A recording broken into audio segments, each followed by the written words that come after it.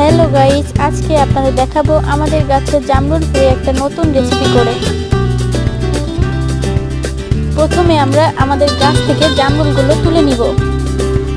দেখুন কি সুন্দর জামরুল হয়েছে আমাদের গাছ থেকে। আমরা একটি একটি করে অনেকগুলো জামরুল তুলে নিলাম গাছ থেকে।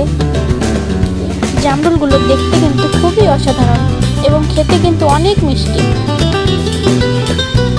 জামরুলে প্রচুর পরিমাণে পানি থাকে এবং বিভিন্ন ধরনের ভিটামিন থাকে, যা আমাদের শরীরের জন্য অনেক উপকারী।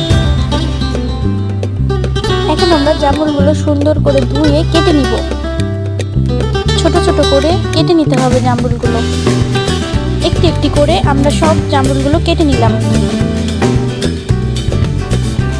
এখন কিছুটা ঝাল এবং লবণ দিয়ে সুন্দর করে জামরুলগুলো মেখে নিব।